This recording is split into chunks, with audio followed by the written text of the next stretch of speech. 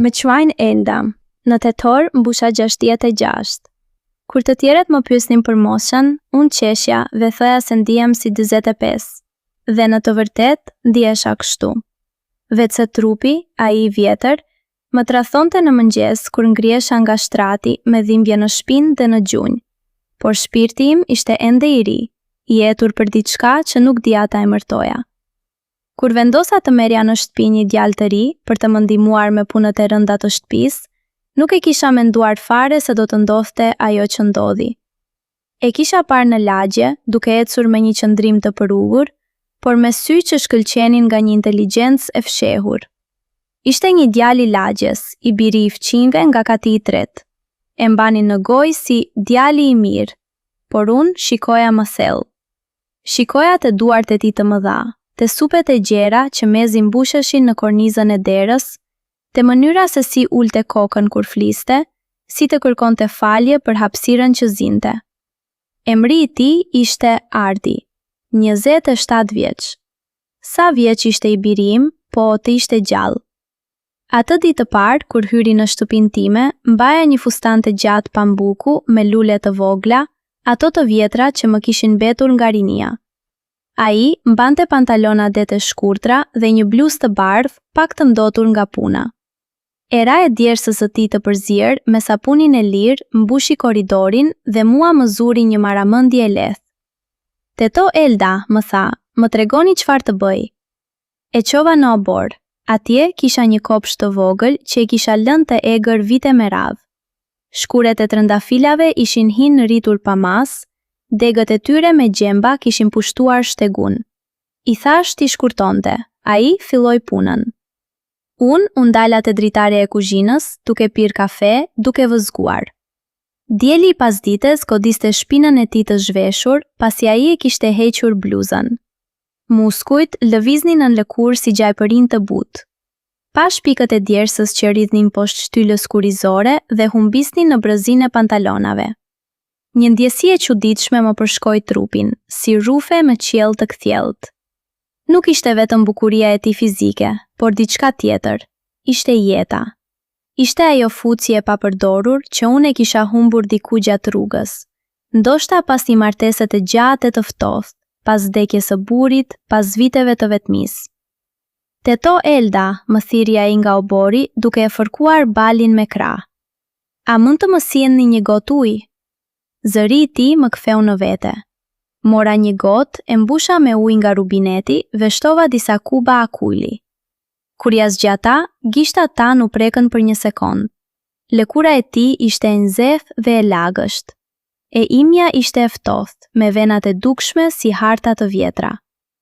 Ai e piu ujin me gjenga të mëdha dhe unë, pash si lëvizte molla e Adamit, pash qafën e tij të fortë, pash atë rini që më godiste si një val e papritur.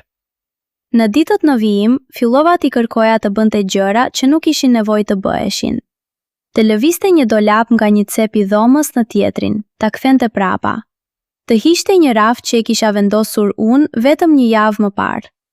E dija se po gjeja pretekste, dhe ai, djali i mirë, bënte gjithçka pa pyetur, pa ankuar. Por unë vurare diçka. Vurare se qëndrimi i tij ndaj meje po ndryshonte. Nuk ishte më ai djali i përullur i ditës së parë, ishte bërë më i qetë, më i sigurt. Dhe sytë e tij, kur më shikonin, nuk shikonin më një grua të moshuar. Shikonin diçka tjetër, më shikonin mua. Një pasdite, kur po i mësoja se si të përdorte një sharë elektrike për të prerë disa dërasa të kalbura në tarac, unë qëndroja pas tij. I tregoja me dorë se ku duhet të priste, por dora ime u ndal mbi dorën e tij. Për një qast, askush nuk lëvizi. Era e djersës së tij, era e drurit të prerë, era e tokës së lagur pas shiut, të gjitha u përzien në një aromë që më ktheu te një kujtim i largët, te një verë kur isha 16 vjeç dhe një djalë më kishte puthur për herë të parë në një hambar të vjetër. Ai e ktheu kokën nga unë. Hunda jon ishte pothuajse duke u prekur. Pash në sytë e tij të gjelbër një pyetje të heshtur. Një pyetje që unë e kisha bërë vetes çdo natë që kur ai kishte hyrë në shtëpinë time. Dhe unë, në vend që të tërhiqesha, qëndrova aty. E lash dorën time mbi të tijën, e lash që të ndofte ajo që duhej të ndofte. Por nuk ndodhi asgjë. Ai u tërhoqi pari, jo me frikë, por me një lloj respekti. Teto Elda, më tha but, mos e bëni këtë. Unë ndjeva e poshtruar, u tërhoqa dhe hyra brenda duke e lënë atë në tarac me sharën ende në dorë. Unë mbila në dhomën time të gjumit dhe qava. Qava për moshën time, për trupin tim, për atë që nuk mund të kisha më. Qava për marrëzin time, për iluzionin se 27 vjet mund të zhdukeshin me një prekje të thjesht. Por ai nuk u largua. Kur dola pas disa minutash, ai ishte ulur në shkallët e taracës duke pritur. Më pa me sytë e tij të gjelbër dhe më tha: "Nuk, po them jo. Po them vetëm se duhet të jeni të sigurt, sepse unë jam i sigurt. Jam i sigurt që ju dua, por a jeni ju e sigurt?" Ajo natë nuk fjetëm, por jo në kuptimin që mund të mendoni. Biseduam. Biseduam për orë të tëra në divanin e vjetër të dhomës së ndenjës, me dritat e qytetit që filtronin nga perdet.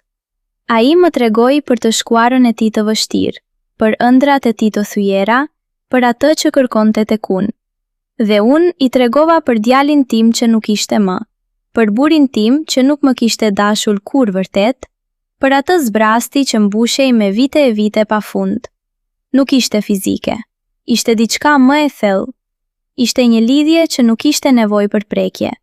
Por prekja, kur erdhi natyrshëm.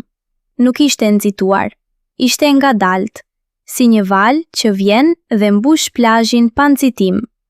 Ai më pusi dorën, më pusi balin, më pusi qafën, dhe unë u ndjeva si një vajzë 16 vjeçare, por edhe si një grua 66 që kishte mësuar se dashuria nuk ka moshë.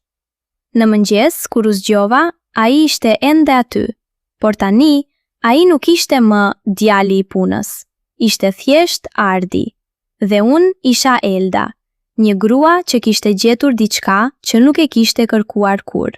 Diçka që nuk mund ta emëroja dot me zë të lartë, sepse fjalët do të ishin shumë të vogla, shumë të ngushta për atë që ndjeja. Tani, ku njerëzit më pyesin se si e kaloj kohën, unë them se mësoj djemtë e rinj të bëjnë punë shtëpie, dhe ata qeshin, por unë e di të vërtetën. Unë e di se nuk është puna ajo që u mësoj, është diçka tjetër. Është diçka që nuk mund ta shkruash në asnjë libër, që nuk mund ta tregosh në asnjë histori. Por e di, gjithashtu, se dashuria nuk pyet për moshën. Dashuria pyet vetëm nëse je gati. Dhe unë, në moshën 66, isha më e gatshme se kur më parë. Jo për të marrë, por për të dhënë. Jo për të zotëruar, por për të ndarë. Jo për të kaluar, por për të jetuar. Dhe kështu, mes sharave elektrike dhe trëndafilave të shkurtuar, mes gotave me ujë të akullt dhe bisedave deri në axhim, unë gjeta atë që nuk isha guxuar ta kërkoja. Një shpirt që më pa për atë që isha vërtet, dhe jo për numrin në letërnjoftimin tim. Ardi ende vjen çdo ditë, jo më për të punuar, vjen për të qenë. Dhe unë, kur ai largohet dhe shtëpia mbushet me heshtje, nuk ndihem më e vetmuar, sepse kam kuptuar se rinia nuk është në lëkurë, por në shpirt. Dhe se ndonjëherë, mësimi më i madh që mund t'i japësh një djali të ri, nuk ka të bëjë fare me punën. Ka të bëjë me dashurinë, me atë dashuri që nuk plaket kur, me atë dashuri që si trëndafilat e mi, lulzon edhe pas dimrit më të gjatë.